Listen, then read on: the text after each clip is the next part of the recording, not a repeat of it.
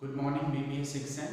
Welcome back to the class of Company Law and Secretarial Practices. So, in the previous video lecture, we have started with the second unit of the Company Law and Secretarial Practices, and we have discussed the topic prospectus. ठीक है, तो prospectus क्या होता है? Prospectus मैंने आपको बताया था, it is a legal document that invites the application from the public to subscribe the various shares and the debentures offered by the company. ठीक है, तो मतलब कि जब भी कोई कंपनी अपने कैपिटल को रेज करने के लिए क्या करती है कि अपने शेयर्स और डिबेंचर्स को पब्लिक को इशू करती है, ठीक है, तो उसको इशू करने से पहले उसे एक प्रोस्पेक्टस तैयार करना होता है, जैसे कि अपन ने मेमोरेंडम में भी पढ़ा था, ठीक है, दैट एक प्रोस्पेक्टस तैयार करना होता है. That prospectus should be sent to the registrar and after the approval from the registrar the prospectus is issued to the common public, and then common public after seeing at the prospectus they subscribe the shares and debentures of the company. ठीक है, तो पिछली class में अपन ने prospectus के बारे में पढ़ा था, उसके कंटेंट्स क्या क्या होते हैं, नेचर क्या क्या होता है, ठीक है, वो सब अपन ने पढ़ा था. ठीक है, आज जो अपन टॉपिक डिस्कस करने जा रहे हैं that is also very important topic, that is the types of prospectus. ठीक है, टाइप्स ऑफ प्रोस्पेक्टस, बेसिकली जो प्रोस्पेक्टस के टाइप्स होते हैं these are four types: average prospectus, deemed prospectus, shelf prospectus and the red herring prospectus. ठीक है, तो अपन एक एक करके डिस्कस करेंगे. सबसे पहला होता है एवरेज प्रोस्पेक्टस. एवरेज प्रोस्पेक्टस क्या होता है? ठीक है, एवरेज प्रोस्पेक्टस एक कंप्लीट स्टैंडर्ड प्रोस्पेक्टस होता है. ठीक है, as per the kind of prospectus mentioned in the memorandum of association, उसी तरह का एक स्टैंडर्ड प्रोस्पेक्टस एवरेज प्रोस्पेक्टस होता है. ठीक है, तो ऐसा कहा गया है according to the section 2(1) that a prospectus, a company can not issue shares or debentures to the common public until and unless a prospectus is firstly issued to the public. ठीक है, तो prospectus जो होता है that is the legal document which consists of all the salient features. इसकी definition के अंदर कहा गया है average prospectus is a prospectus which consists of all the salient features of the prospectus as mentioned in the memorandum. ठीक है, तो इसको एक स्टैंडर्ड प्रोस्पेक्टस कहा गया है. ठीक है, इसके अंदर वो सारे फीचर्स होते हैं जो कि मेमोरेंडम में बताए गए हैं for a particular kind of prospectus. It contains all the contents available और mentioned in the memorandum of the association. ठीक है, तो ये एक स्टैंडर्ड फॉर्म ऑफ प्रोस्पेक्टस होता है. ठीक है, average prospectus is a standard form of prospectus that consist of all the salient features of a prospectus. ठीक है, उसके बाद आता है डीम्ड प्रोस्पेक्टस. डीम्ड प्रोस्पेक्टस क्या होता है? It is a kind of a invitation और offer made to the public. ठीक है, इन विच द अलॉटमेंट और agreement to allotment of share is mentioned. ठीक है, तो ये क्या होता है? That is the deemed prospectus. ठीक है, वो एक स्टैंडर्ड प्रोस्पेक्टस नहीं होता है, लेकिन वो क्या होता है? Just an invitation. ठीक है, टू अलॉट शेयर्स और agreement to allot shares of a particular kind of company. ठीक है, that is known as the deemed prospectus. उसके बाद तीसरा आता है शेल्फ प्रोस्पेक्टस. शेल्फ प्रोस्पेक्टस जो होता है दैट इज उसका जो रेजोल्यूशन था वो एक अमेंडमेंट किया गया था कंपनीज एक्ट में 2000 में, और उसके बाद इसको सेल्फ प्रोस्पेक्टस को इंट्रोड्यूस किया गया था. सो सेल्फ प्रोस्पेक्टस होता क्या है? ठीक है, जैसा कि मैंने आपको बताया according to the legal procedures, जब भी आपको कोई सिक्योरिटीज ऑफर करनी है पब्लिक को, तो आपको क्या करना पड़ेगा? उसके लिए प्रोस्पेक्टस तैयार करना पड़ेगा. ठीक है, अब जो रनिंग कंपनी होती है उसको कंटिन्यूसली टाइम टू टाइम कुछ न कुछ सिक्योरिटीज ऑफर करती रहती है पब्लिक को. ठीक है, and if it is a public institution, public financial institutions की अगर हम बात करें, ठीक है, जैसे कोई बैंक है, ठीक है, तो कंटिन्यूसली उसको क्या करनी पड़ती है? नई नई स्कीम्स आती है तो उसको ऑफर करनी पड़ती है securities to the common public. ठीक है, तो रिपीटेडली ये प्रोसीजर फॉलो करना, नए नए प्रोस्पेक्टस तैयार करना, इट इज नॉट पॉसिबल। ठीक है, तो ऐसे इंस्टीट्यूशंस के लिए विद द प्रायर परमिशन और resolution passed in the companies act एक शेल्फ प्रोस्पेक्टस का प्रोसीजर लाया गया, जिसके अंदर विद द अमेंडमेंट जिसके अंदर क्या है कि एक पर्टिकुलर प्रोस्पेक्टस जो होगा, ठीक है, that is valid for a particular time period, और उस पर्टिकुलर टाइम पीरियड के अंदर वो जो पब्लिक फाइनेंशियल इंस्टीट्यूशन है या कंपनी है, वो क्या करेगी कि जितने भी सिक्योरिटीज ऑफर करेगी उनके लिए उसको पर्टिकुलर न्यू हर समय नया प्रोस्पेक्टस लॉन्च करने की जरूरत नहीं होगी। They can continue with the existing prospectus for a particular period of time, से 1 ईयर और 6 मंथ्स। ठीक है, तो शेल्फ प्रोस्पेक्टस इसका नाम इसलिए दिया है, शेल्फ मतलब एक एरिया, ठीक है, एक पोजीशन, एक एरिया और द टाइम लिमिट। ठीक है, शेल्फ, उसके अंदर आप जितनी भी सिक्योरिटीज आपको इशू करनी है, आप उस एक प्रोस्पेक्टस के द्वारा आप उनको इशू कर सकते हो। ठीक है, तो this is known as the prospectus, shelf prospectus. ठीक है, चौथा जो होता है अपना that is the red herring prospectus. ठीक है, रेड हेरिंग प्रोस्पेक्टस जो होता है वो इन दोनों से ऐसे भिन्न है। ठीक है, क्योंकि इसमें क्या होता है, the price of the shares, दो चीजें इसमें मेंशन नहीं होती है, the price of the shares and second is the number quantity of shares. ठीक है, तो इसको क्या कहा गया है, it is a preliminary prospectus. इसको क्या कहा गया है, एक तरह का ये क्या है, प्रिलिमिनरी प्रोस्पेक्टस है, जिसके अंदर the price of the shares is not mentioned and the quantity of shares to be issued is not mentioned। ठीक है, तो जब मेन जो प्रोस्पेक्टस इशू किया जाता है उससे पहले एक प्रिलिमिनरी प्रोस्पेक्टस इशू किया जा सकता है, that is the red herring prospectus. ठीक है, सो basically these are the four main types of the prospectus: acreage prospectus, deemed prospectus, shelf prospectus and the red herring prospectus। ठीक है, तो यहाँ पर अपना टॉपिक कंप्लीट होता है प्रोस्पेक्टस। नेक्स्ट आज जो अपन शुरू करने जा रहे हैं that is the topic of winding up. ठीक है, वाइंडिंग अप क्या होता है? ठीक है, वाइंडिंग अप जैसे कि आपको नाम से ही पता पड़ रहा है, वाइंड अप करना। अपन बोलते हैं उस कंपनी ने वाइंड अप कर लिया, तो लीगल टर्म्स में वाइंडिंग अप क्या होता है? ठीक है, it is the process by which the existence of the company is terminated. ठीक है, जो भी एग्जिस्टेंस थी कंपनी की वो क्या होती है, टर्मिनेटेड हो जाती है, उसको अपन खत्म किया जा सकता है कंपनी को। ठीक है, और अपन उसको बोलते हैं the company has wound up. ठीक है, so the existence of the company is terminated. अब यहाँ पर क्या होता है कि दो टर्म आते हैं, पहला होता है वाइंडिंग अप और दूसरा होता है डिसोल्यूशन। ठीक है, तो दोनों टर्म को हम क्या करते हैं, द कंपनी इज डिसॉल्व्ड, ठीक है, the company has wound up, हम क्या करते हैं दोनों को इंटरचेंजेबली यूज करते हैं, लेकिन दोनों का जो मीनिंग होता है that is different. Winding up और डिसोल्यूशन ये क्या है कि दोनों अलग अलग प्रोसेस हैं। ठीक है, वाइंडिंग अप में क्या होता है कि कंपनी की जितनी भी एसेट्स हैं उन सभी को बेचकर क्या किया जाता है, जितनी भी उसकी लायबिलिटीज है उनको पूरा कर दिया जाता है।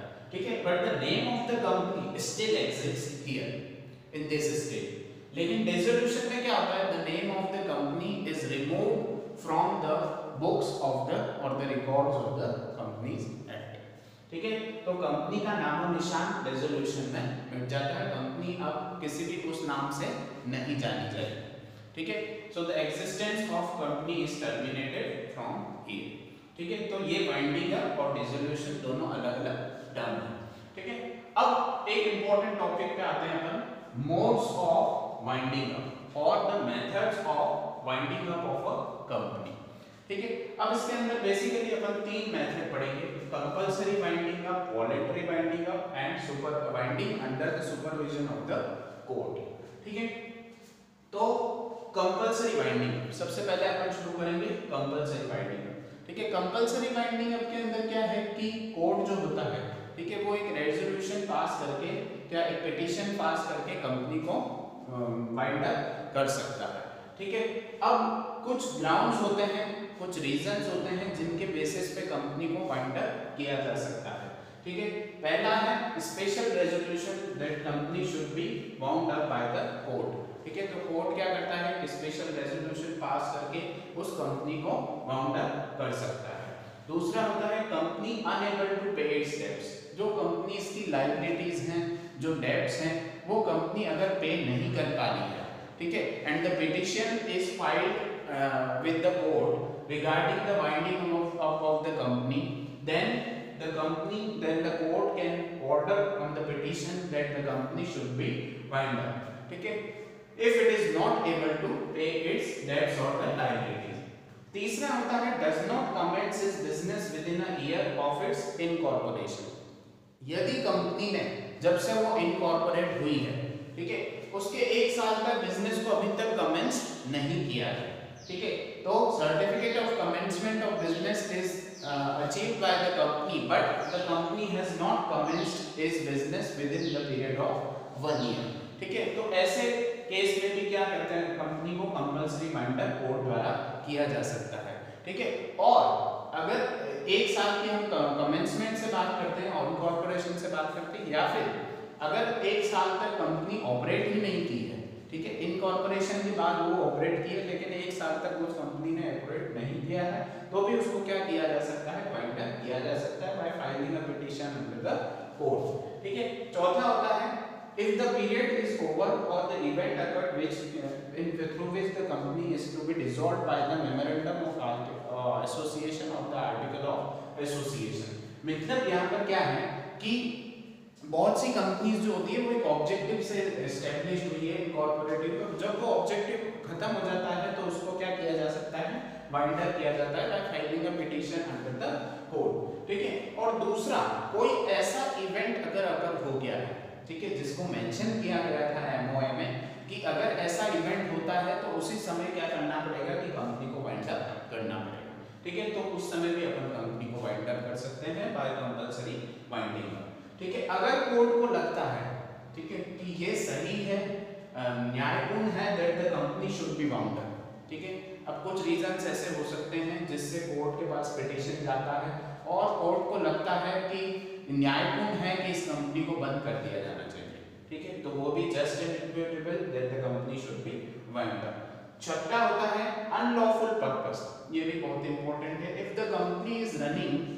फॉर द अनलॉफुल और इलीगल पर्पस, ठीक है।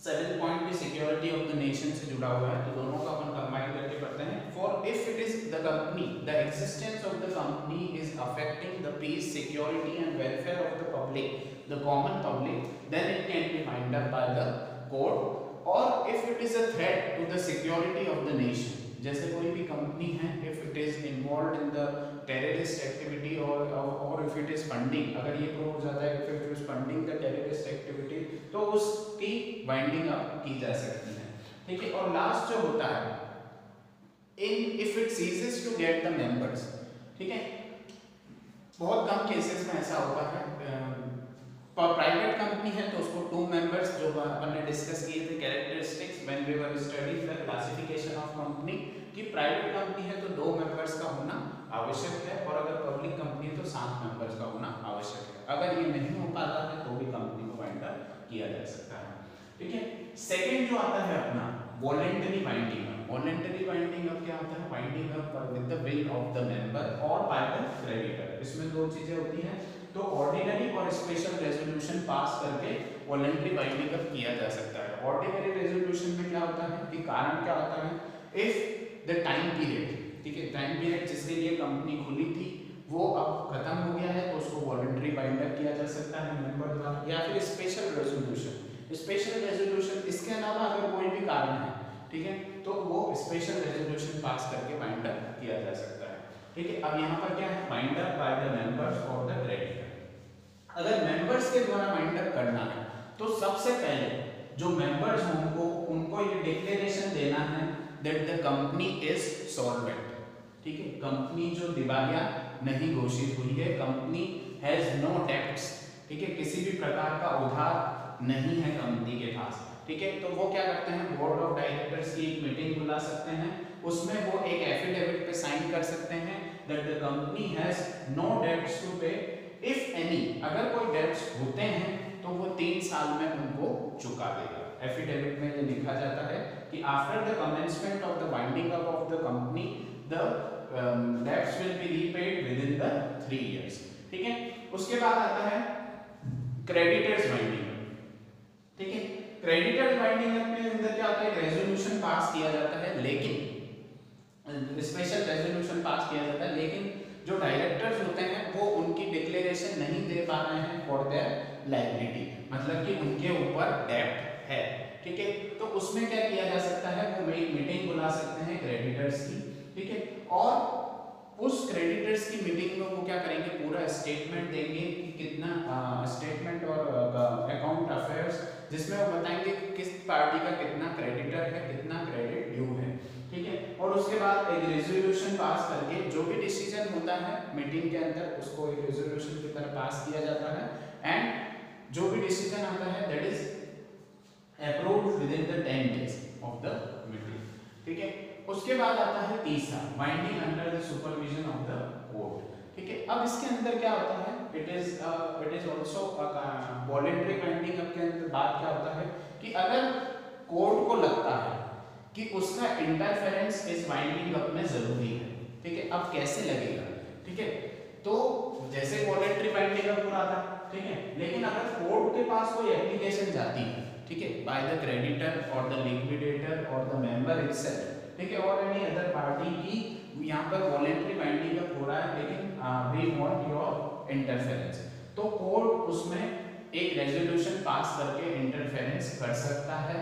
ठीक है, और अब जितने भी वाइंडिंग अप का आगे का प्रोसीजर होगा that will be conducted under the supervision of the court. ठीक है, तो ऐसा भी रेजोल्यूशन पास किया जा सकता है। ठीक है, कोर्ट जो होगा वो अपनी तरफ से एक नया लिक्विडेटर अपॉइंट कर सकता है, और जितनी भी एसेट्स हैं कंपनी के पास, ठीक है, उन सब एसेट्स प्रॉपर्टीज को बेच के जितनी भी लायबिलिटीज हैं कंपनी की, उन सबको लायबिलिटीज को पूरा किया जाता है। If the surplus is left, अगर कोई सरप्लस बच जाता है, that is distributed among the members of the company in the proportion they have invested in the company. ठीक है, तो जो भी बच जाता है after fulfilling the assets the liabilities of the company, the debts of the company, जो भी बच जाता है वो मेंबर्स में बांट दिया जाता है, और मेंबर्स अपने प्रोपोर्शन इन्वेस्टमेंट प्रोपोर्शन के हिसाब से उनमें बांट दिया जाता है। ठीक है, so this was about the type of prospectors and the winding up and the methods of winding up. Okay, thank you.